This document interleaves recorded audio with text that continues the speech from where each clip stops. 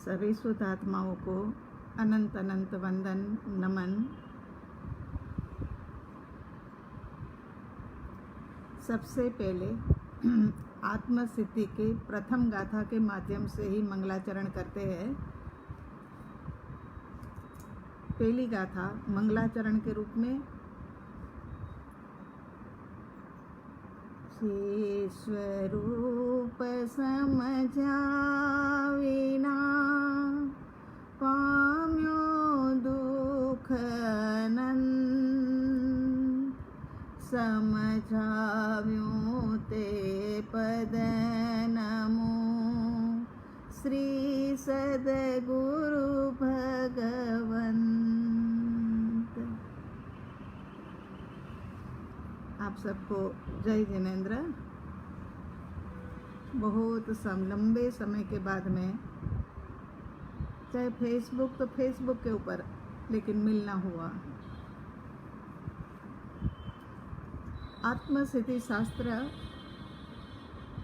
परम कृपालु देव श्रीमद् राजचंद्र जी के द्वारा लिखा हुआ है। इसका पेपर अहमदाबाद, ईडर और वड़वा वाली संस्था ने निकाला है। ऑल ओवर इंडिया के बजाय ऑल ओवर विश्व कहा जाए तो ठीक रहेगा। हर जगह पर ये पेपर पहुँचे हैं और ये पेपर पूरा करके लिख करके 31 जुलाई तक हमने पहुँचाना है। हमने सोचा इससे पहले जो कुछ नए नए साधक आए, पहले तो 2-3 बार हमने ये स्वाध्याय लिया हुआ है, लेकिन अब नए नए साधक जो जुड़े हैं उनको नहीं पता होगा, तो थोड़ा विस्तृत नहीं तो संक्षिप्त के अंदर में भी आप लोगों को समझा देवे, ताकि पेपर भरने के अंदर में अनुकूलता रहे। और हमारी भावना है कि ज़्यादा से ज़्यादा साधक ये पेपर करें। वर्तमान समय को देखते हुए कहीं और जगह पर व्यस्त होने की ज़रूरत है, वरना हर समय वो ही बात चलती रहती है। इसकी बजाय अपन ये पेपर के अंदर में बिजी हो जाएंगे तो हमारा समय भी शुभ के अंदर में ही जाएगा। तो अपन शुरू करते हैं। आत्मसिद्धि शास्त्र कौन से दिन, कौन सी तारीख, कौन सी तिथि को लिखा गया, क्यों लिखा गया, आत्मसिद्धि शास्त्र क्यों लिखा गया और कहाँ पर बैठ कर के लिखा, ये सब बातें पहले जान लेते हैं। तो सबसे पहले आत्मसिद्धि शास्त्र आसोज वद एकम माने शरद पूर्णिमा का दूसरा दिन जो आता है वो दिन लिखा। वो दिन तारीख थी 22/10/1896। ये तारीख के अंदर में वार था थर्सडे, गुरुवार, वीरवार, जो भी आप समझते हो वो।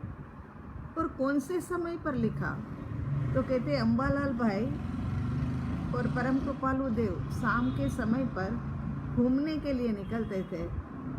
दोनों घूमने के लिए निकले, घूम फिर करके आए, संध्या का समय हो गया था। और कहते हैं कि अंबालाल तुम जाकर के क्या है कि लालटेन जला करके ले आओ। अंबालाल भाई ना कोई प्रश्न ना कुछ पूछना, और तुरंत उनकी आज्ञा का पालन करते हुए लालटेन प्रगटा करके ले आए। और परम कृपालु देव वो समय पर चरोतर जिले के अंदर नडियाद गांव में नाना कुंभनाथ महादेव के मंदिर जी के अंदर में रहते थे। और वहीं पर बैठ कर के संध्या के समय परम कृपालु देव ने लिखना शुरू किया। लिखना तो शुरू किया, लेकिन इनकी कलम कहीं पर भी रुकी नहीं। 1.5 घंटे तक लगातार लिखते गए और आत्मसिद्धि शास्त्र पूरा का आत्मसिद्धि शास्त्र की रचना हुई 1.5 घंटे के अंदर में। इसकी गाथाएं कितनी है, तो हम तो यही जानते हैं कि 142 गाथा है, लेकिन नहीं, इसकी 143 गाथा 143 गाथाएँ है। ये 3 गाथा, ये 143 गाथा में से एक गाथा को निकाल दिया गया है और 142 गाथा वर्तमान समय में हम लोग जो स्वाध्याय वगैरह करते हैं उसमें बोलते हैं, उसमें है। तो फिर ये होता है कि ये आत्मसिद्धि शास्त्र की रचना क्यों करी। एकदम से घूमने गए थे, अम्बालाल भाई साथ में थे और टहलते टहलते आए और एकदम से लिखने के लिए संध्या के समय लालटेन के प्रकाश के अंदर में उन्होंने लिखना शुरू कर दिया। तो ऐसी क्या घटना घट गई कि ये आत्मसिद्धि शास्त्र उन्होंने लिखा। तो ये जानना बहुत ज़रूरी है कि गुरु भी कितने सरल होते हैं। साइला निवासी सौभाग्य भाई उनके परम मित्र थे, परम सखा। वो बीमार रहते थे, उम्र वाले थे। परम कृपालु देव और सौभाग्य भाई दोनों की उम्र के अंदर में काफ़ी अंतर था। सौभाग्य भाई की काफ़ी उम्र थी, बीमारी के कारण से उनको लगता था कि अब मेरा कुछ ही समय बाकी रह गया है, अब मैं ज़्यादा समय यहाँ पर बिताऊंगा नहीं। तो प्रभु हमें कुछ ऐसा दो कि जिसके कारण से हमारा अंतिम समय भी सुधर जाए और हम उसी के अंदर में रमण करते रहे। ये उनकी विनंती साइला निवासी सौभाग्य भाई की विनंती आई और इसी कारण से परम कृपालु देव ने ये आत्मसिद्धि शास्त्र की रचना की। देखो, एक व्यक्ति की मांग थी लेकिन लाभ कितने लोगों को, हम लोगों को भी कितना लाभ हो रहा है। आत्मसिद्धि जब भी बोलते भावों से भर जाते हैं। आत्मसिद्धि शास्त्र के अंदर में पूरा मोक्ष मार्ग बताया हुआ है। कहते अनंत तीर्थंकरों का बोध ये इसके अंदर में समाया हुआ है। 7 या 5 सूत्र का सार ये आत्मसिद्धि शास्त्र के अंदर में आ जाता है। तो फिर क्या परम कृपालु देव ने लिखी, प्रिंट करवाई और क्या सबको दे दी होगी जैसे आज मिल रही है आम, ऐसे ही हुआ होगा। लेकिन नहीं, ऐसा नहीं हुआ। उन्होंने केवल 4 प्रति ही प्रिंट करवाई, 4 प्रति बनवाई और 4 प्रति बनवा करके सबसे पहली प्रति जो थी वो श्री सौभाग्य भाई साइला निवासी जो थे, जिनके निमित्त से ये बना, वो वाली एक पहली जो थी वो उनको भेजी गई। दूसरी श्री लल्लू जी महाराज खंभात में महाराज जी थे, लेकिन इनको ही गुरु मानते थे। कहते हैं कि जब कभी भी कोई भी ना देखता हो तब वो कमरे में जाकर के परम कृपालु देव को साष्टांग प्रणाम करते थे, क्योंकि वो जमाना था, वो समय पर मतलब इतना खुला सब कुछ नहीं था। वो समय पर तो साधु एक कोई गृहस्थ को माने तो भी मतलब बड़ा विखवाद खड़ा हो जाता था। वो तो हमने देखा ही है। 137 नंबर का पत्रांग जूठा भाई के ऊपर जो लिखा था उसमें हमने जाना ही है ना कि कैसा वाद विवाद खड़ा हो जाता है। तो जब कभी भी ऐसा मौका मिल जाए तो उनको साष्टांग प्रणाम करते थे। उनके प्रति अत्यंत अहोभाव रखने वाले ये लल्लू जी महाराज खंभात में रहते थे। दूसरी वाली कॉपी जो थी वो उनको भेजे गए। तीसरी कॉपी जो थी वो मानेक चंद भाई जवेरी, जोहरी का काम था और रंगून में रहते थे। वहाँ पर उनको तीसरी वाली कॉपी भेजी गई। और चौथी अम्बालाल भाई को, जिन्होंने ये आत्मस्थिति का अवतरण होते हुए देखा। एकदम आत्मस्थिति किस प्रकार से लिखी, 1.5 घंटे में वो स्थिर अचल होकर के खड़े हो गए लालटेन लेकर के, और परम कृपालु देव एक आसन में बैठ करके 1.5 घंटे के अंदर में आत्मस्थिति पूरी करते हैं। तो ये 4 प्रति भेजी गई, क्योंकि उनको परम कृपालु देव को लगता था कि बिना योग्यता के किसी को भी कुछ देना नहीं है। योग्यता जब आएगी, वो समय पर समझ आएगी, तब ये प्रति और भी छपवा करके देंगे। आज तो पूरे विश्व भर के अंदर में साधु साधु मानते हैं, साध्वी साध्विया सब जगह पर, श्रावक श्राविका जी सब, जैन जैनेतर भी, पटेल के लोग तो बहुत ज़्यादा मानते हैं। ऐसा ये आत्मसिद्धि शास्त्र ये 4 जने को दी गई। वो समय ऐसा था, इसी कारण से मना करते थे कि गृहस्थ को गुरु मानना, गृहस्थ की बात को पढ़ना सुनना, ये भी मतलब एक प्रकार से गुनाह मानते थे। इस कारण से मना कर दी थी। और क्यों लिखे थे तो उसके अंदर में भी यही बात आएगी कि श्री सौभाग्य भाई की विनंती के कारण से और अनेक मुमुक्षु जनों के कल्याण हेतु इन्होंने ये आत्मसिद्धि शास्त्र की रचना की। ये एक पहली बात हो गई। आत्मसिद्धि शास्त्र के लिए जिन जिन को उन्होंने भेजा, ये 4 जनों को भेजा, ठीक है ना, समझ आ गई ना। सौभाग्य भाई, अंबालाल भाई, लल्लू जी महाराज और मानिक चंद भाई, ये 4 जने को उन्होंने भेजी। चारों जनों ने अहोभाव से भर करके यह आत्मसिद्धि को जैसे ग्रंथ हो इस प्रकार से वो पेज को उठाए और उनको वंदन करके फिर उन्होंने अपने अपने भाव लिखे। भाव तो बहुत लंबे हैं, गहरे हैं, मगर हमने संक्षिप्त में लिखे हैं। कई पत्रांक उनके ऐसे हैं कि आत्मसिद्धि शास्त्र के लिए वो अहोभाव प्रकट करते हैं। तो यहाँ सौभाग्य भाई सबसे पहले, तो सौभाग्य भाई ने कृपालु देव को लिखा कि हे नाथ, ये आत्मसिद्धि शास्त्र लिख करके तो आपने 14 पूर्व का सार दे दिया। ऐसा ऐसा ऐसा आनंद आता है पढ़ते हुए कि 14 पूर्व का सार ही पढ़ रहे हैं। अब तो कोई दूसरे ग्रंथ की आवश्यकता भी नहीं लगती है, बहुत आनंद आता है। कोई ग्रंथ की आवश्यकता नहीं, रात दिन उपयोग बस वही आत्मसिद्धि में ही घूमता रहता है, उसी में रमण करता है। इसके अर्थ भी भेजने की आप कृपा करें कि भाई इसका अर्थ भी भेजिए, क्योंकि वैसे सरल शब्दों में है लेकिन फिर भी समझने की आवश्यकता है। तो आत्मसिद्धि शास्त्र लिखते हैं सौभाग्य भाई कि आत्मसिद्धि शास्त्र पढ़ने से नाथ हमारी तो सभी शंकाएं ही निशेष हो गई, निर्मूल हो गई। अब तो हमें कहीं कुछ भी शंकाएं बची ही नहीं है, सारा समाधान हमें मिल गया। ये सौभाग्य भाई लिखते हैं। दूसरा, लल्लू जी महाराज लिखते हैं कि हे प्रभु, आत्मसिद्धि का बोधि बीज प्राप्त कथन आदि पढ़ते हुए लास्ट में बोधि बीज कथन आएगा, हम आपको अभी बताएंगे, वो भी आता है। वो पढ़ते हुए मेरा हृदय तो गदगदित हो जाता है। हे नाथ, अपूर्व वचन दर्शावी बोधि बीज अमृतवाणी का पान करा करके अलभ्य अलभ्य लाभ इस दास को आपने कराया है।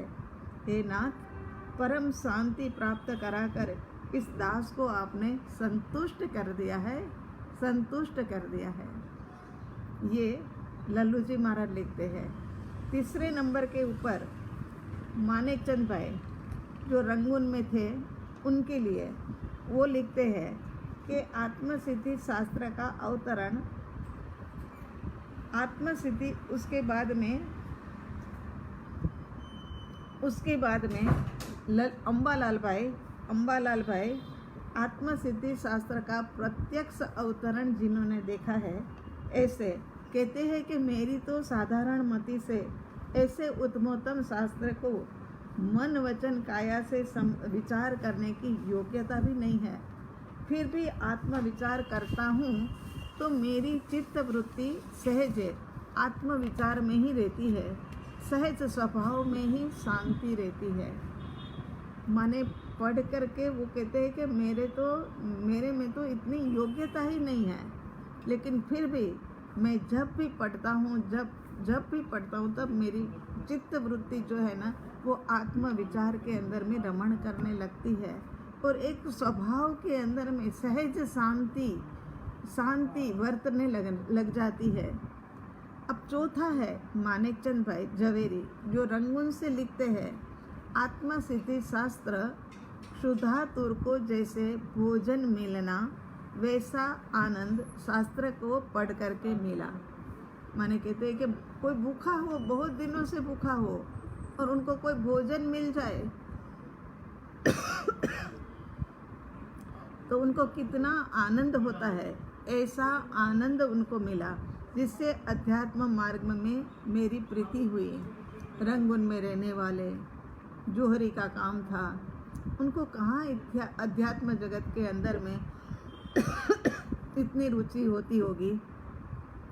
तो कहते हैं कि अध्यात्म मार्ग में मेरी प्रीति हुई। हे नाथ, ममत्व का आग्रह मेरा छूट गया। सुख दुख से पर उदासीन भाव में अब मैं रहने लगा। प्रभु, आपने ये आत्मसिद्धि शास्त्र भेजा, उसके राग द्वेष घटने लगे। आपके अनंत उपकार का प्रति उपकार मैं कैसे चुकाऊंगा प्रभु। ये माणिक भाई कहते हैं। चारों ने अपने अपने भाव लिखे। ग्रंथ के विषय के अंदर में थोड़ी एक मोटी मोटी नज़र डाल लेते हैं कि इस ग्रंथ के अंदर में क्या क्या है। उसके बाद में अपन क्या है आत्मसिद्धि शास्त्र समझना शुरू करेंगे। 142 गाथा आत्मसिद्धि शास्त्र में 6 पद के मूल विषय को समझाते हुए सबसे पहले कृपालु देव ने 142 गाथा में प्रयोजनभूत बातें बताई। पहले 101 से लेकर के 42 नंबर तक की गाथा के अंदर में प्रयोजनभूत बातें समझाई। प्रथम गाथा में ही आत्म स्वरूप समझा करके अनंत दुख से निवृत्ति कराने वाला मार्ग बताया। उसके लिए हे सद्गुरु भगवंत, आपके श्री चरणों के अंदर में हम नमन वंदन करते हैं, नमस्कार करते हैं। ऐसा बोल करके परम कृपालु देव ने मंगलाचरण किया। पहली गाथा मंगलाचरण की है, जैसे हमने भी अभी किया। इसी प्रकार से तीसरे और चौथे के अंदर में एकांत आग्रही क्रिया जड़ और एकांत आग्रही शुष्क ज्ञानी, ये दोनों का स्वरूप बताया हुआ है। याद रखते जाना, पेपर आपने अच्छे से पढ़ा होगा ना। इतने दिनों से पढ़ने की ही बात चल रही थी ना, तो आपने पढ़ा होगा। इसमें आपको उत्तर भी मिलते जाएंगे। एकांत आग्रही क्रिया जड़ और एकांत आग्रही जो शुष्क ज्ञानी है, दोनों का स्वरूप बताया है तीसरी और चौथी और पांचवी गाथा में। सातवीं गाथा के अंदर में त्याग, वैराग और आत्मज्ञान की अगत्यता, मुख्यता क्या है, उसकी आवश्यकता क्या है, वो बारे में। उसके बाद आठवीं गाथा के अंदर में आत्मार्थी की अद्भुत व्याख्या। જ્યાં જ્યાં જે જે યોગ્ય છે તહાં સમજવું તે, ત્યાં ત્યાં તે આચરે આત્માर्थी जन एह। नौवीं गाथा के अंदर में परमात्मा की प्राप्ति के लिए सद्गुरु भगवान के चरणों की उपासना। दसवीं गाथा के अंदर में सद्गुरु भगवान के लक्षण। प्रत्यक्ष सद्गुरु का अनन्य उपकार। सच में ही आज परमात्मा से भी ज़्यादा कहा जाए तो प्रत्यक्ष सद्गुरु का उपकार हमारे ऊपर है। 11-12 गाथा के अंदर में सद्गुरु के प्रत्यक्ष योग के अभाव के अंदर में आत्मादि तत्व का निरूपण कहाँ से करना, कैसे करना, वो बारे में। 14वीं गाथा के अंदर में सद्गुरु की अप्राप्ति हो, वो समय पर प्राप्ति ना हुई हो वो समय पर सुशास्त्र का आधार ले लेना। उसके बाद 15, 16, 17 एक एक बात को ध्यान से सुनना। 15, 16, 17 मोक्ष मार्ग में महाविघ्न रूप स्वच्छंद के त्याग के लिए प्रेरणा दी कि कैसे, किस प्रकार से ये स्वच्छंद का त्याग करना है। उसके बाद में 19 और 20वीं गाथा के अंदर में वितराग परमात्मा के विनय मार्ग की घोषणा की कि कैसा विनय। गुरु तो छद्मस्त होते थे, कर्माधीन होते हैं और शिष्य को प्राप्ति हो जाती है, फिर भी उनका विनय करता है। 21 और 22 नंबर की गाथा में असद्गुरु को चेतावनी दी है कि प्राप्ति नहीं है, फिर भी सद्गुरु बन कर के बैठा है और बड़ी बड़ी बातें कर रहा है। उनको चेतावनी दी है कि वो अगर शिष्य के विनय का लाभ लेता है तो महामोहनीय कर्म का बंद करके वो संसार सागर के अंदर में डूबता है। यहाँ सद्गुरु को चेतावनी दी है, असद्गुरु को चेतावनी दी है कि सद्गुरु है वो तो करे, मगर असद्गुरु अपने को सद्गुरु मानता है और अगर ऐसा प्रचार करता है तो वो संसार सागर के अंदर में डूब जाता है। उसके बाद 24 से लेकर के 33 नंबर की गाथा तक मतार्थी के लक्षण बताए। 34 से लेकर के 38 नंबर की गाथा तक ये आत्मार्थी के लक्षण बताए। उसके बाद 42वीं गाथा जो है वो तो ग्रंथ का हृदय है। मैं आत्मा हूँ ये आता है ना, वो वाली गाथा ग्रंथ का हृदय है। मैं आत्मा हूँ, मैं नित्य हूँ, मैं कर्म का करता हूँ, मैं कर्म का भोगता हूँ, मोक्ष है और मोक्ष का उपाय है। ये सारी बातें ये 42 नंबर की गाथा में आ जाती है। 42 से लेकर 42 से लेकर 42 से लेकर के 118 नंबर की गाथा तक आत्मा के शुद्ध स्वरूप की पहचान होने हेतु परम कृपालु देव अनुभव पूर्वक का वर्णन करते हैं, अनुभव सिद्ध वर्णन करते हैं। उनको अनुभव हो गया है, इसीलिए ये जो 6 प्रश्न 42 नंबर की गाथा में आया ना, वो 6 प्रश्न का उत्तर एक इतने निराली तरह से वो देते हैं ना। उसके बाद गाथा नंबर 119 119 नंबर की गाथा से लेकर 142 बोधि बीज प्राप्ति का वर्णन, सद्गुरु के उपदेश अमृत के यथार्थ अनुसरण से शिष्य को बोधि बीज की प्राप्ति होती है और शिष्य सद्गुरु के लिए परम आत्मोल्लास पूर्वक व्यक्त करता है। और वो वाली गाथा है अहो अहो श्री सद्गुरु करुणा सिंधु अपार। इसके बाद में आता है 15 गाथा का अत्यंत मननीय उपसंहार। ये 119 माने 119 से लेकर के 142 तक में ये सब आ जाता है। उसी के अंदर में ये 15 गाथा भी आ जाती है। ये तो बहुत ही मननीय गाथा है, सच में ही मननीय गाथा है। इस ग्रंथ का भाषांतर क्या ये गुजराती या हिंदी में ही हुआ है? तो कहते नहीं, इसका भाषांतर भी जो है वो 7 भाषाओं में हुआ है। गुजराती में तो लिखा ही लिखा, गुजराती, हिंदी, इंग्लिश, संस्कृत, बंगाली, कन्नड़ और मराठी, ये 7 भाषा के अंदर में इसका अनुवाद हुआ है ताकि कोई भी जीव वंचित ना रह जाए। ये भव्य वाणी से भविक जन को मोक्ष का मार्ग मिले, वो पथ के ऊपर आगे बढ़े, इसीलिए 7 भाषाओं के अंदर में ये लिखा गया है। अब अपन पहली गाथा से शुरुआत करते हैं, है ना।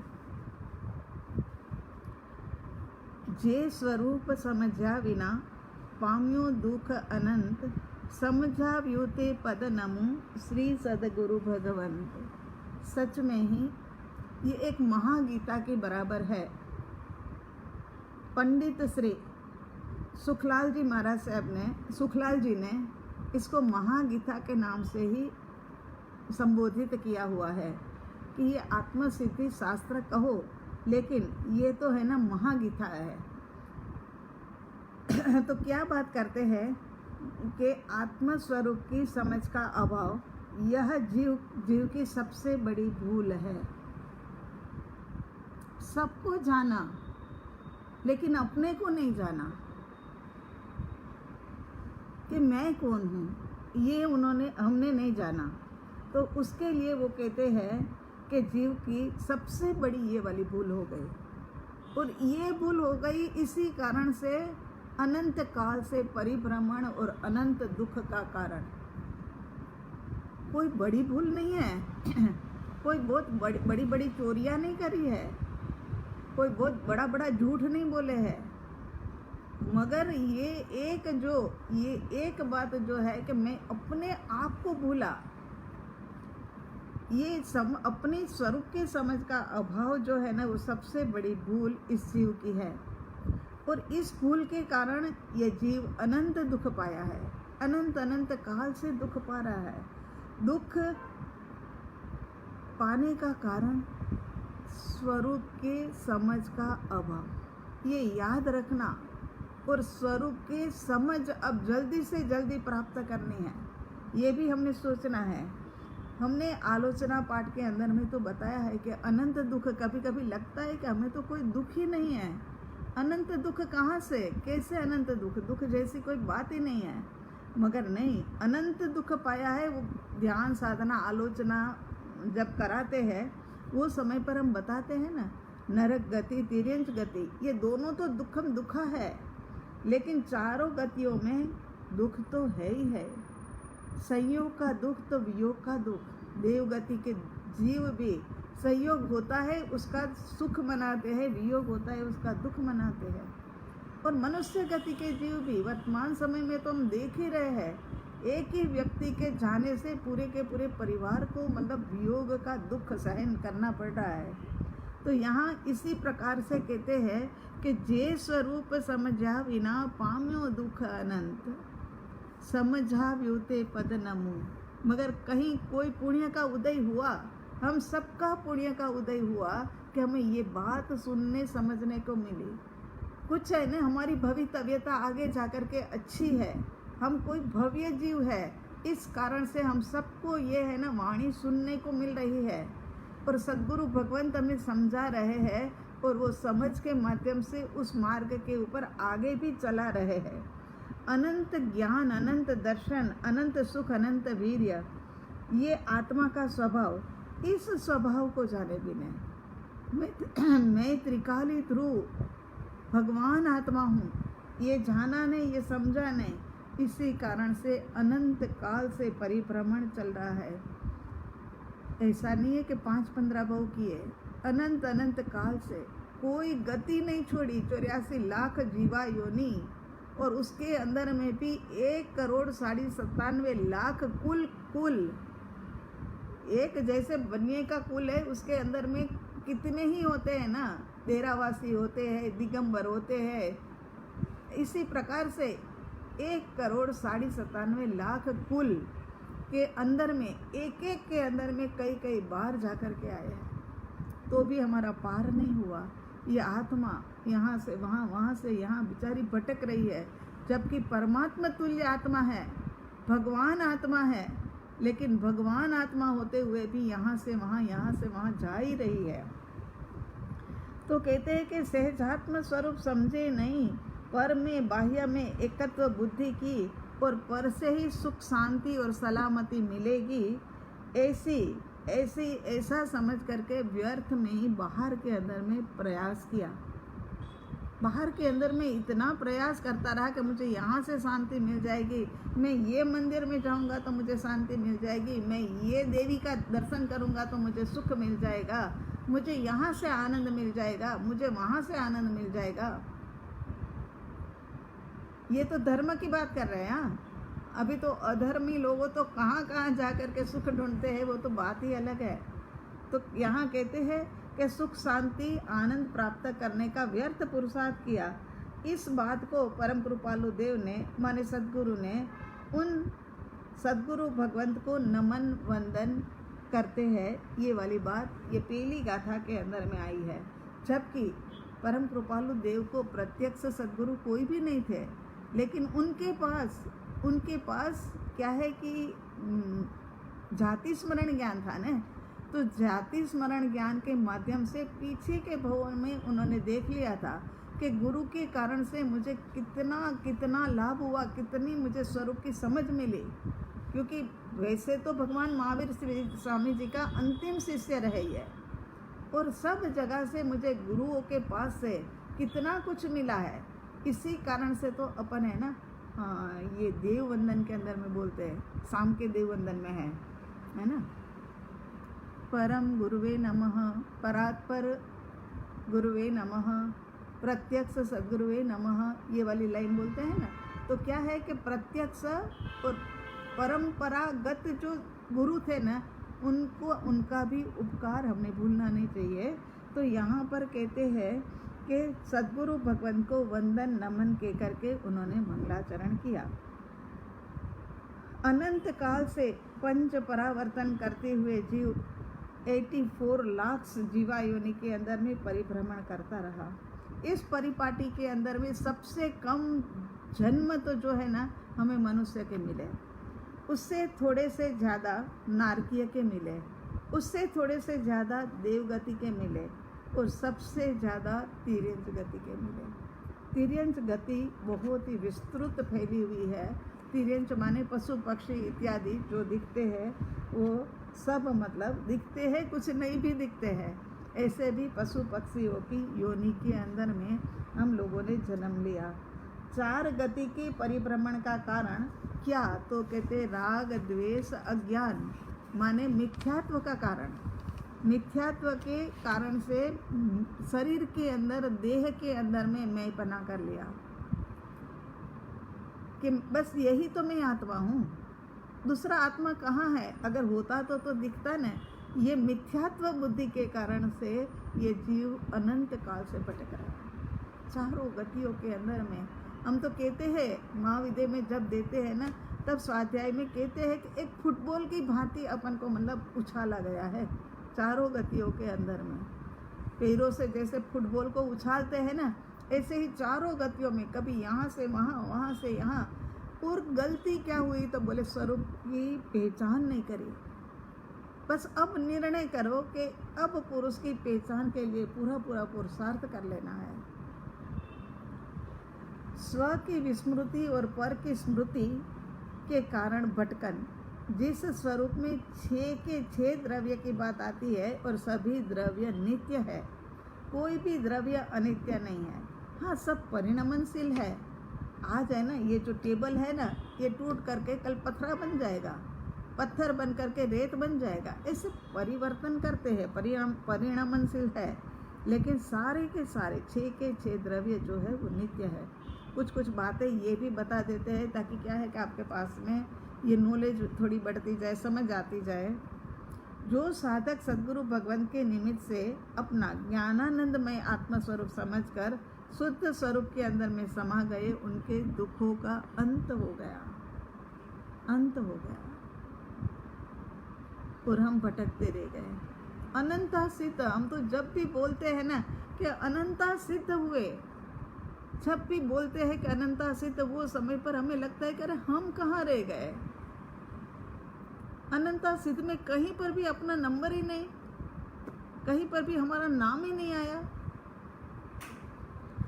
तो यहाँ पर कहते हैं कि ज्ञानानंदमय आत्म स्वरूप को समझ करके शुद्ध स्वरूप में जो समा गए, उन्होंने सारे दुखों का अंत कर दिया और अनंत सुख के अंदर में वो विराजमान हो गए। उसके बाद दूसरी गाथा, एक गाथा बताने में इतना आनंद आ जाता है, समय काफ़ी निकल जाता है। दूसरी गाथा, वर्तमान आकाड़मा मोक्ष मार्ग बहुलोक विचार व आत्मार्थी ने भाख्यो अत्र अगोप्य। हिंदी में भी है, हिंदी में भी बोलते जाते हैं ताकि आपको जल्दी समझ। वर्तमान इस काल में मोक्ष मार्ग बहुलोक्त विचार करे आत्मार्थी जन, कहते धर्म अगोप्त। क्या कहते हैं?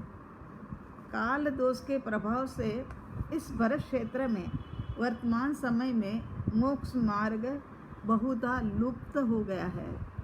वर्तमान आकाड़ में मोक्ष मार्ग बहुलोप कहा है। देखो, ये नहीं कहा है कि मोक्ष मार्ग हुआ नष्ट, ऐसे नहीं कहा। मोक्ष मार्ग अभी भी है, मोक्ष मार्ग कहीं नहीं गया, लेकिन मोक्ष मार्ग प्राप्त कर सके ऐसा पुरुषार्थ करने की किसी के अंदर में शक्ति नहीं रही। ऐसा पुरुषार्थ उठा ही नहीं पा रहे हैं कि मोक्ष प्राप्ति हो जाए। मगर मोक्ष प्राप्ति का प्रथम सीढ़ी तो हम चढ़ लेवे। सम्यक दर्शन माने अपना समय, माने अपना सम्यक दर्शन तो करे कि हमारा स्वरूप कैसा है। तो यहाँ कहते हैं कि वो बहुधा लुप्त हो गया। बहुधा माने क्या हुआ पता है? गांव जो होते हैं ना, गांव के अंदर में कच्ची सड़कें होती है। हम भी छोटे थे ना, तो गांव में रहते थे। गांव की सड़कें जो होती है वो कच्ची होती है। फिर आंधी आती है, बरसात आती है, सब कुछ आता है, तो वो कच्ची सड़कों के ऊपर है ना घास फूस आ जाता है, और मिट्टी लग जाती है, और इस कारण से क्या है कि पता ही नहीं लगता है कि यहाँ पर सड़क है, रास्ता है कि नहीं है। फिर जो जानकार होते हैं ना, रोज़ के जाने वाले, वो कह देते हैं कि हाँ भाई इधर आओ, यहाँ से है रास्ता, और वो रास्ते के ऊपर चढ़ करके फिर चल करके हम पहुँचते हैं। तो यहाँ कहते हैं कि बहुलुप्त माने ये ढक गया है, मोक्ष मार्ग जो है ना वो ढक गया है, क्योंकि कोई ऐसा पुरुषार्थ करके वो मोक्ष मार्ग के ऊपर चलने वाला ही नहीं है। अगर चले तब तो बात है, मगर कोई चल ही नहीं रहा है, इस कारण से ये मार्ग बहुधा लुप्त हो गया है, माने ढक गया है। कोई पुरुषार्थी विरल व्यक्ति ही ये कार्य करके अपने दर्शन को प्राप्त करे, उसमें हमारा नाम आए। चाहे हमें केवल ज्ञान अभी नहीं चाहिए, चाहे हमें मुक्ति अभी कोई बात नहीं करनी है, लेकिन हम ये तो कर सकते हैं ना कि सम्यक दर्शन के लिए पुरुषार्थ शुरू करें। कोई जल्दबाजी नहीं है, आकुल व्याकुल नहीं होना है, कहीं चिंता में नहीं आना है। आनंद भरा मेरा स्वरूप है, आनंद में, खुशी में, मस्ती में जीवन जीना, यही मेरा स्वरूप है। तो यहाँ वर्तमान समय में भरत क्षेत्र के अंदर में अवसर्पणी काल चल रहा है। अवसर्पणी काल का 5वां आरा चल रहा है। वर्तमान काल में ये जो चल रहा है एक बीच का पीरियड, ये तो हुंडा अवसर्पिणी काल चल रहा है।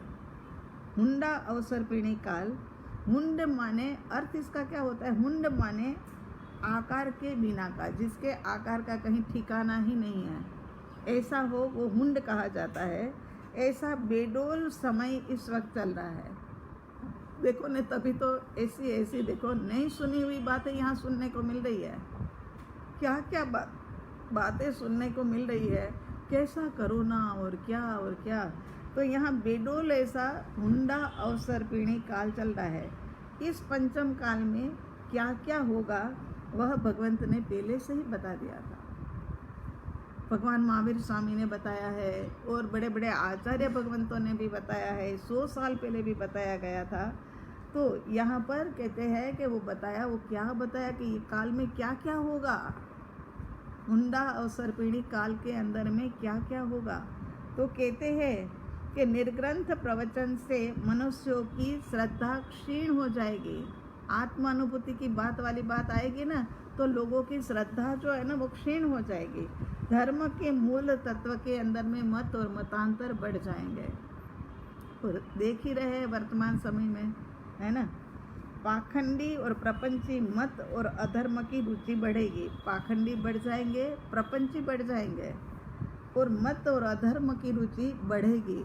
माने सुखदायी धर्म चाहिए, खूब सुखदायी हो, कहीं कुछ करना ना पड़े। अभी शुष्क ज्ञान और जड़ क्रिया के अंदर में आएगा कि ऐसा, मतलब ऐसा धर्म करना है कि कहीं कुछ भी ज़्यादा कुछ करना ना पड़े। सत्य दया धीरे धीरे पराजित होगी, मोह आदि दोषों की वृत्ति होगी, दंभी और पापी गुरुओं की पूजा होने लगेगी। दुष्ट वृत्ति के मनुष्य भोले भाले लोगों को अपने फंदे में फंसा देंगे। मीठा बोलने वाला लोग, लेकिन धूर्त वक्ता जो है वो पवित्र माना जाएगा। मीठा बोलेगा, अंदर से कोई ज्ञान नहीं है ऐसा, मगर अलग अलग जगह से एकत्रित करके वो ज्ञान को फिर पिरोसा जाता है। ऐसे धूर्त वक्ता, माने गुजराती में धुतारा बोलते हैं, तो ऐसा धूर्त वक्ता पवित्र माना जाएगा। आत्मिक ज्ञान के भेद नष्ट हो जाएंगे। आत्मा के ज्ञान के भेद सारे नष्ट हो जाएंगे। बिना कारण की क्रिया बढ़ेगी। अज्ञान क्रिया का सेवन ज़्यादा होगा। व्याकुलता वाले विषय के साधन ज़्यादा ही बढ़ेंगे। सही बात है, जितना ज़्यादा साधन बढ़े हैं उतनी ही ज़्यादा व्याकुलता बढ़ी है। हम खुद सोचते रहते थे कि ये दुनिया कहाँ जाकर के अटकेगी, कहाँ जाकर के रुकेगी।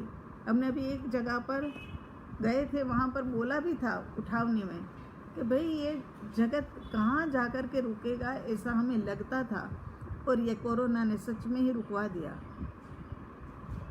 ऐसे मतलब अलग अलग प्रकार के साधन, ठीक है साधन है, साधन का सदुपयोग हो तब तक तो साधन हमारे लिए उपयोगी है, लेकिन साधन का उपयोग ना हो, दुरुपयोग हो, तो ये साधन ही हमें डुबोने वाला है, अनंत कर्मों का बंध बंधाने वाला है। बस अब तो एक ही निर्णय करना है कि किस प्रकार से ये भव परंपरा जो है ना वो सीमित हो जाए, किस प्रकार से सीमित हो जाए। एकांतिक पक्ष वाले जो होंगे ना वो शताधीश होंगे। बस एक ही व्यक्ति को पूजो, एक ही व्यक्ति को मानो, एक ही व्यक्ति की बात सुनो, तो ऐसे व्यक्ति जो है ना वो शताधीश माने जाएंगे। ये पंचम आरय के लक्षण है, उसमें ये हुंडा अवसर पीढ़ी के लक्षण है। ये हुंडा अवसर पीढ़ी काल के अंदर में यही होना था। ये छोटा सा पीरियड है मगर बड़ा परेशान करने वाला। वैसे तो आगे भी पंचम काल जैसे जैसे बढ़ेगा ऐसे ऐसे दुख ही दुख है। फिर छठा आएगा, उसके अंदर में भी ऐसा ही है। फिर बातें बहुत लंबी हो जाती है। इसके बाद इसके अंदर में लिखा है, देखो गाथा के अंदर में तीसरी लाइन में, विचार व आत्मार्थी ने भाख्यो अत्र अगोप्य। विचारवा, विचार ने विचारवा शब्द लिखा कर विचार करे ऐसा शब्द ऐसा सूचित करता है कि इस ग्रंथ को केवल श्रवण मनन पठन तक सीमित नहीं रखना है। इसका कीर्तन करके अपने को संतुष्ट नहीं हो जाना है कि चलो एक बार आत्मसिद्धि शास्त्र बोल लिया, उसमें हमें संतुष्ट नहीं हो जाना है। हमें तो इसका चिंतन करके प्रयोग में लाना है। जितना प्रयोग में लाया जाएगा उतनी ही विचारणा हमारी दृढ़ होगी, और दृढ़ विचारणा हमें प्रयोग के लिए ताकत देगा, और वो ही हमारा आचरण बन जाएगा। विचार करने से ताने बाने की तरह बुन जाता है। विचार करते रहे तो वो अंदर में भीतर में क्या है कि ये ऐसा पक्का हो जाता है, पक्का हो जाता है, ताने बाने की तरह पक्का हो जाता है, आसानी से आचरण में आ जाता है, तत्व का निर्णय हो जाता है, मोक्ष मार्ग का निश्चय हो जाता है। ये सोचने से, विचार व आत्मार्थी में सोचने से, तो कहते हैं कि इस ग्रंथ को विचार व के पीछे इतनी चीज़ें बताई है। ये तो छोटे से आत्मसिद्धि शास्त्र में क्या क्या डालेंगे, इसीलिए उन्होंने वचनामृत में ये भी कह दिया कि मैं तो ये लिख रहा हूँ मगर इसका मर्म जो है ना वो तो ज्ञानियों के हृदय में है। तो विचारना माने श्रवण मनन पठन चिंतन ये सब कुछ करना और प्रयोग के अंदर में लाना। विचार करने से ताने बाने की तरह ये बुन जाएगा और तत्व का निर्णय हो जाएगा, मोक्ष मार्ग का निश्चय हो जाएगा। जीव धीरे धीरे मोक्ष मार्ग की प्राप्ति और स्वरूप में समा जाता है। इसीलिए विचार मोक्ष मार्ग में बहुत ही उपयोगी और आवश्यक है, क्योंकि विचार में से ही चिंतन मनन आदि सब जन्म लेते हैं, और चिंतन मनन आदि जन्म लेते हैं, और उसी में से ही ये प्रयोग शुरू हो जाता है। और प्रयोग जैसे जैसे शुरू हो जाता है वैसे वैसे हमें मार्ग मिलता जाता है। उसके बाद अब तीसरी गाथा विचार व समझ में आ गया है ना। फिर भी किसी को कुछ समझ नहीं आता है तो व्हाट्सएप के ऊपर प्रश्न के रूप में डाल देना, फिर अगली क्लास में या जैसे भी फुर्सत होगी तब अपन ले लेंगे। वर्तमान आकाड़म मोक्ष मार्ग बहुलोक विचार व आत्मार्थी में भाख्यो अत्र अगौप्य। अब तीसरी गाथा है, कोई क्रिया जड़ में रहे शुष्क ज्ञान में कोई माने मार्ग मोक्ष का करुणा देख के होए। गुजराती में कोई क्रिया जड़ थई रहा शुष्क ज्ञान मां कोई माने मार्ग मोक्षनो करुणा उपजे जोए। तीसरी गाथा में क्या कहते हैं कि कैसी दशा जीव की हो गई है, सच्ची श्रद्धा रही नहीं। कोई तो क्रिया के अंदर में अटक गए, कोई तो शुष्क ज्ञान के अंदर में अटक गए। पहली ही गाथा के अंदर में समझाया कि वे स्वरूप की प्राप्ति यही करने योग्य है। अज्ञानता के कारण से ही हमने अनंत दुख पाया है। ऐसी अज्ञानता मिथ्यात्व को हटा करके स्वरूप को समझा करके सद्गुरु भगवंत ने हमारे ऊपर अनंत अनंत उपकार किया। दूसरी गाथा के अंदर में मोक्ष मार्ग बहुत लोप तो हो गया है, लेकिन फिर भी ऐसा है कि बिल्कुल नष्ट नहीं हो गया। सच्ची श्रद्धा का अभाव है, वो बात हम मानते हैं, मगर सच्ची श्रद्धा कोई ऐसा संत मिल जाए, कोई ऐसा समकित दृष्टि जीव मिल जाए तो फिर दृढ़ श्रद्धा करा भी सकता है। और आगे शुभ क्रिया करके जीव को लगा कि आत्मा अध्यात्म मार्ग पर आगे बढ़ रहा है, तो किसी किसी ने शास्त्रों का, शब्दों का ज्ञान उसे मोक्ष मार्ग बताया। वो क्या गया, ये तीसरी गाथा में क्या बता रहे हैं कि कोई क्रिया जड़ में रुक गए और कोई शुष्क ज्ञान के अंदर में रुक गए। ना जड़ क्रिया से ना शुष्क ज्ञान से मुक्ति होती है। कुछ लोग शुभ क्रिया के परिणाम को संवर और निर्जरा मानने लगे, जबकि ज्ञानी गुरु भगवंत ने तो शुभ अशुभ भावों से रहित शुद्ध भाव को ही संवर और निर्जरा कहा है। कर्म निर्जरा का कारण तो शुद्ध भाव ही है। आत्मा की सच्ची श्रद्धा के बिना, अंतरंग वेदन के बिना अंधश्रद्धा से जीव क्रिया करता, उसे कृपालु देव ने क्रिया जड़ कह दिया। आत्मा के अंदर में श्रद्धा नहीं है, लेकिन फिर भी ये क्रिया करना, वो क्रिया करना, नवरंगी सामायिक करना, पचरंगी सामायिक करना, ठीक है, बहुत अच्छा है। हम कहते हैं उसके लिए कोई विरोध नहीं है, बहुत अच्छा है, लेकिन भावों से भर करके करो ने। आत्मा की अनुभूति हो इस तरीके से देखो ने। 5 सामायिक करके भी घड़ी देख देख करके करना, और 7 सामायिक करे तो भी घड़ी देख देख करके, और 1 सामायिक करे तब भी घड़ी देख देख करके। लेकिन हमें सामायिक करनी है आत्मा को देख देख करके, कि हमें पता ही ना रहे कि हमारी 1 की बजाय में 2 सामायिक हो गई। हमने 5 सामायिक ली, तब सोच रहे थे क्या करेंगे, मगर 5 सामायिक यूँ निकल गए कि ध्यान ही नहीं रहा समय का। इस प्रकार से तो कहते हैं कि ऐसी क्रिया करते हैं, लेकिन उससे शुभ क्रिया से कहीं पर भी उसके परिणाम के माध्यम से हमें मुक्ति मिलने वाली नहीं है, क्योंकि वो निर्जरा का कारण ही नहीं बताया। संकीर्त के बाद में जो शुभ क्रिया की जाती है, वो क्रिया जो है वो हमें कर्म निर्जरा का कारण बन सकती है। लेकिन याद रखना, बार बार पहले भी हम कहते रहे हैं और आज भी हम कह रहे हैं कि ध्यान रखना, शुभ क्रिया को छोड़ मत देना। यदि शुभ क्रिया को छोड़ देंगे तो अवश्य अपन अशुभ क्रिया के अंदर में प्रवृत्त हो जाएंगे। और हमें अशुभ क्रिया में नहीं जाना, हमें शुभ क्रिया जब तक शुद्ध नहीं मिलता है तब तक शुभ में रहे, बस ये कार्य बहुत आवश्यक है। तो आत्मा की सच्ची श्रद्धा के बिना, अंतरंग वेदन के बिना, अंधश्रद्धा से जीव क्रिया करता है, उसे परम कृपालु देव ने क्रिया जड़ कहा। जड़ क्रिया करके मैं ये कर लूँ तो ये हो जाएगा, वो कर लूँ तो वो हो जाएगा, जल्दी जल्दी स्नात्र पूजा कर लूँ, जल्दी नवांगी पूजा कर लूँ, मगर उस सब के अंदर में भाव होना चाहिए। चाहे टीका एक ही करे परमात्मा के चरण के अंगूठे के ऊपर, लेकिन वो अंगूठे के ऊपर ये हमारे अंगुली रहें तो अंदर में से ऊर्जा मिलनी शुरू हो जाए। ऐसी भावों से भर करके भक्ति होनी चाहिए, भावों से भर करके ये क्रिया होनी चाहिए।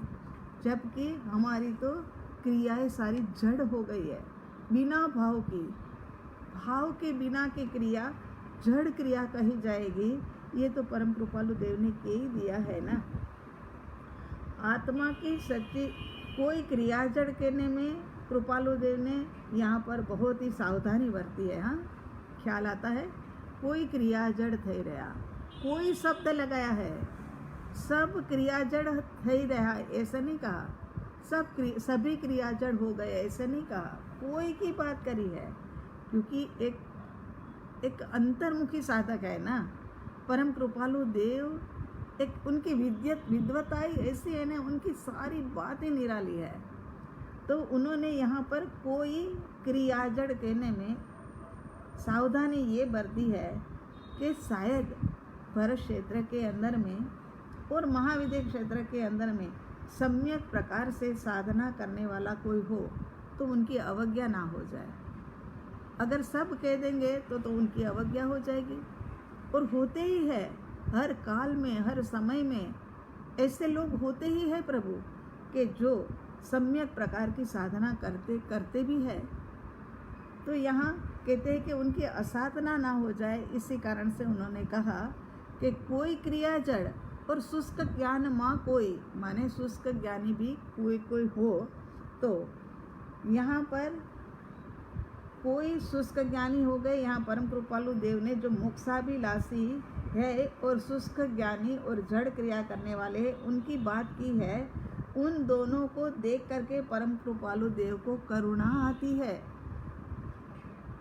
परम कृपालु देव को करुणा किस कारण से आती है? तो इसी कारण से आती है, इसी कारण से आती है कि जड़ क्रिया वाले समझ रहे हैं मैं मोक्ष मार्ग के ऊपर चल रहा हूँ, शुष्क ज्ञानी समझता है मैं मोक्ष मार्ग के ऊपर चल रहा हूँ। दोनों को यही लगता है कि मेरा ही मार्ग ठीक है और किसी का मार्ग नहीं, मेरा ही मार्ग ठीक है। और ये देख करके परम कृपालु देव का हृदय द्रवित हो जाता है और भीतर भावना से, करुणा से भर जाते हैं। लक्ष्य ठीक होता है लेकिन साधन गलत है। लक्ष्य ठीक है, लक्ष्य कि भाई मोक्ष प्राप्ति करनी है, अब ये अनंत काल के परिभ्रमण से मुक्त होना है, इसीलिए बात सही है। लेकिन साधन तो गलत ले लिया। गलत साधन के माध्यम से कैसे हम पहुंच सकते हैं? साध्य सच्चा हो और साधन भी सच्चा होना चाहिए। साध्य भी सच्चा, साधन भी सच्चा, इसकी चौभंगी भी होती है। लेकिन अभी अपने को तो थोड़े समय में बहुत कुछ प्राप्त करना है ना। तो ये यहाँ पर कहते हैं कि साध्य सच्चा और साधन भी सच्चा होना चाहिए।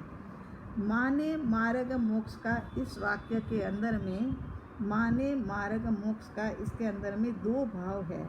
एक तो मोक्ष का मार्ग है और दूसरी मान्यता का है। माने माने मान्यता, माने माने मान्यता और मोक्ष का माने मोक्ष। तो यहाँ इस कारण से निर्दोष और पवित्र हृदय में करुणा स्वतः जन्म लेती है। और क्या है कि शुष्क ज्ञानी को भी ये है कि मैं तो मोक्ष मार्ग के ऊपर चल रहा हूँ। क्रिया जड़ वाले जो है उनको भी लगता है कि मैं तो मोक्ष मार्ग के ऊपर हूँ। ऐसी गलत फहमी के कारण से इनका हृदय द्रवित हो जाता है और करुणा से भर जाता है। क्रिया जड़ संसार की क्रिया में भी ये मोक्ष मार्ग की बात है, मगर संसार के अंदर में भी जड़ क्रियाएं हम कितनी कर लेते हैं। पार्क के अंदर में चक्कर लगाने के लिए, टहलने के लिए, वॉक के लिए, आजकल तो फैशन के लिए भी हो गया और हेल्थ के लिए भी जरूरी हो गया है। तो ऐसे चलते मार्ग गार्डन के अंदर में जाते हैं और फटाक से पत्ता तोड़ लेते हैं, फूल को तोड़ लेते हैं। ये सब बातें क्या है कि ये शुष्क ज्ञान और जड़ क्रिया वाले ही करते हैं।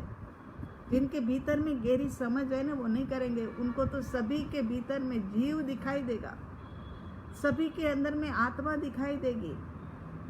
तो यहाँ कह रहे हैं कि भाई इस प्रकार से मतलब जड़ क्रिया और शुष्क ज्ञानी ये जो होते हैं वो मानते हैं कि मैं तो मोक्ष के मार्ग के ऊपर ही चल रहा हूँ। और संसार वाले भी पानी के अंदर में गए, हाथ के अंदर में कहीं से एक छोटा सा डंडी आ गई और पानी को मारने लगते हैं। 2 भाग कर देता हूँ, 2 विभाग कर देता हूँ। ये क्या, ये कैसा अनर्थ और कैसी अज्ञानता। तो ये ऐसे प्रहार करने से क्या लाठी अलग, पानी अलग हो जाता है? कभी भी नहीं होता है पानी अलग। तो यहाँ पर ये बातें देख करके परम कृपालु देव को बहुत करुणा आती है। मैं चैतन्य स्वरूपी भगवान आत्मा, मैं ज्ञान मात्र हूँ, पर द्रव्य और प्रभाव का अकर्ता अभोक्ता हूँ। ये भूल कर मन वचन काया की क्रिया को मेरी मानता है, यह धर्म नहीं, यह अधर्म है। मन की, वचन की, काया की क्रिया को ये माने कि मैं तो धर्म कर रहा हूँ। देखो मैंने काया से सामाई भी की, मंदिर भी गया, अष्ट प्रकारी पूजा भी की और मैंने तो जा कर के सब कुछ किया है।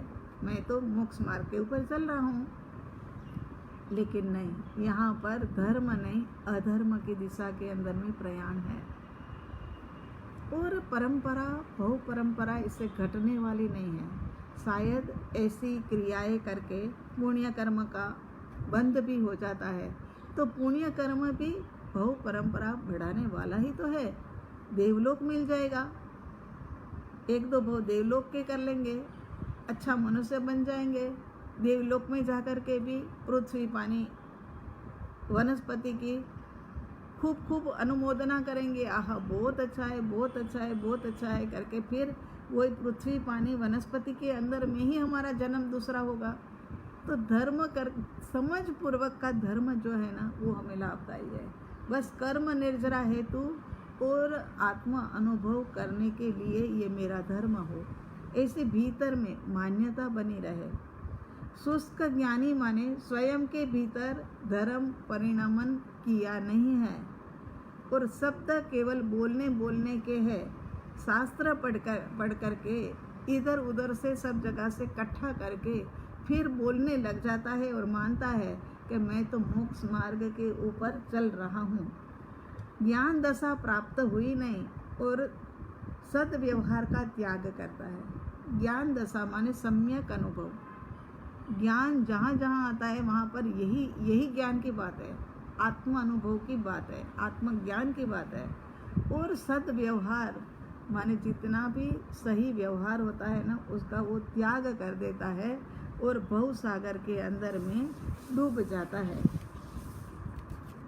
कृपालु देव ने वचनामृत जी के 680 नंबर के पत्रांक के अंदर में लिखा है कि कल्याण के मार्ग को और परमार्थ के मार्ग को यथार्थ जानता नहीं है।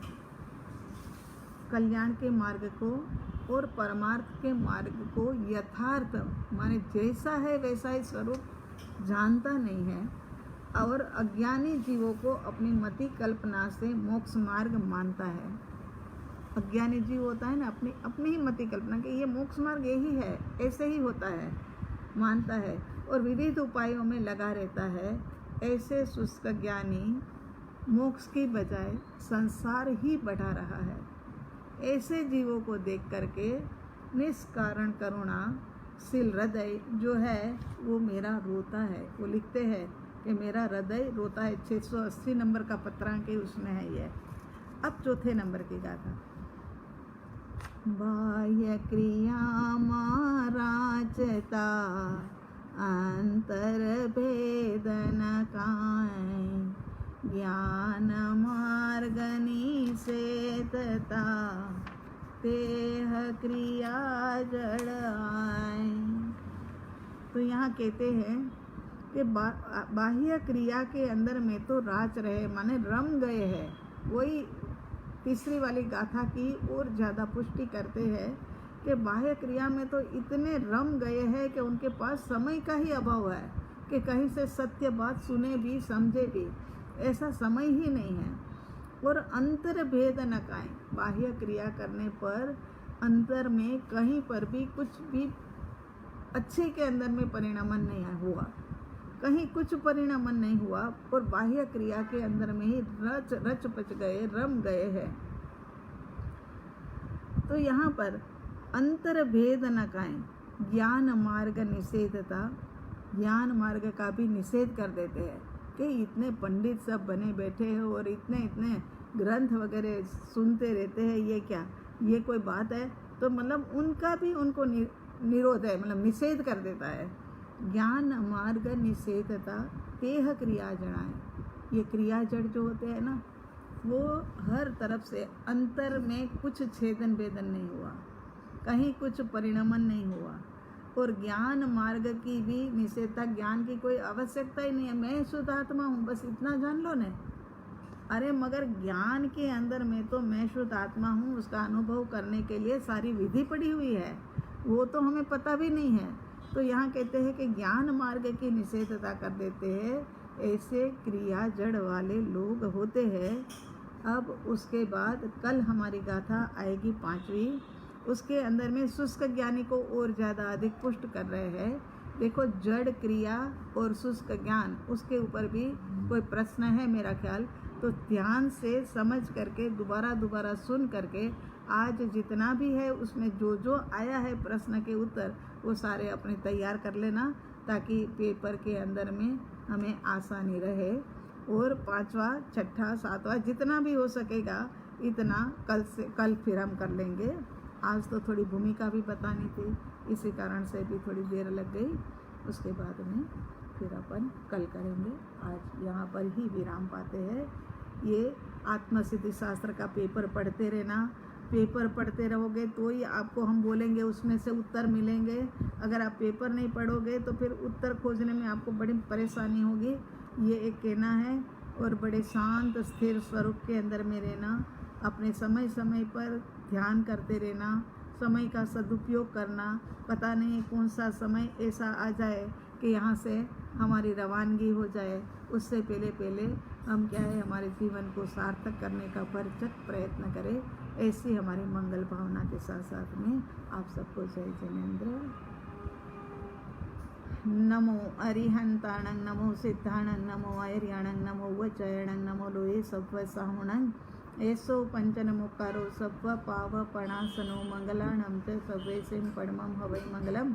देव गुरु की आज्ञा लेकर के श्री श्री चतारी मंगलम, अरिहंता मंगलम, सिद्धा मंगलम, साहू मंगलम, केवली पनतो तमो मंगलम, चतारी लोगोत्तमा, अरिहंता लोगोत्तमा, सिद्धा लोगोत्तमा, साहू लोगोत्तमा, केवली पनतो तमो लोगोत्तमा, चतारी शरणं पवचामि, अरिहंते शरणं पवचामि, सिद्धे शरणं पवचामि, साहू शरणं पवचामि, केवली पनतम धम्मं शरणं पवचामि। 4 मंगल 4 उत्तम 4 शरणा, आनंद करना, सर्व कार्य सिद्ध करना, अवर शरण नहीं कोई, जो भव्य प्राणी करे आराधना, उनका सदा ही मंगल होय। सर्व मंगल मांगल्यम सर्व कल्याण कारणम, प्रधानम सर्व धर्मानाम, जैनम जयति शासनम, जैनम जयति शासनम। शांति शांति शांति। सबका मंगल हो, सबका कल्याण हो, सबका भला हो, सबको साथा मिले, यही परमात्मा से प्रार्थना करते हुए तभी संपन्न करते हैं।